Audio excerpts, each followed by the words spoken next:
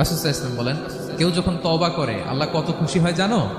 ওই ব্যক্তির চাইতে আল্লাহ বেশি খুশি হয়ে যায় যে ব্যক্তি মরুভূমিতে সফরে বেরিয়েছে, সাথে তার বাহন বা উট, ওই উটের মধ্যেই তার পানি বা খাবার, হঠাৎ করে উটটা হারায় গেছে, উট খুঁজে আর পায় না, দৌড়াতে দৌড়াতে হয়রান, কত দৌড়াবে, কয়েক ঘন্টা দৌড়ালেই তো সে তৃষ্ণার্ত হয়ে মারা যাবে। দৌড়াতে দৌড়াতে হঠাৎ একটা গাছের সন্ধান পেল, ওই গাছের নিচে যে এত ক্লান্ত, তৃষ্ণার্ত, হাঁপাতে হাঁপাতে ঘুমায় গেছে।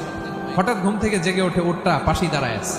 সে ঘুম থেকে উঠে তাড়াতাড়ি করে রশি ধরে ফেলছে। উটের রশি ধরে বেচারা এত খুশি যে খুশির চোটে বলতে আরম্ভ করছে, আল্লাহুম্মা আনতা আবদি ওয়া আনা রাব্বুক। আল্লাহ, তুমি আমার গোলাম, আমি তোমার রব। তুমি দয়া করে এই ওটটা ফিরাই দিছো, আজকে তুমি ওটটা ফিরাই না দিলে আমি তো মরে যেতাম। প্রশংসা তোমার। চোটে সে যখন আমি আল্লাহরে ওর গোলাম বানাই আর ওরে আমার রব বানাই, ওই লোকটা ওই মুহূর্তে ঠিক যত খুশি, আমার কোনো বান্দা তওবা করে যখন আমার কাছে ফিরে আসে, আমি আল্লাহ ওই বান্দার উপর তার চাইতে বেশি খুশি হয়ে যায়।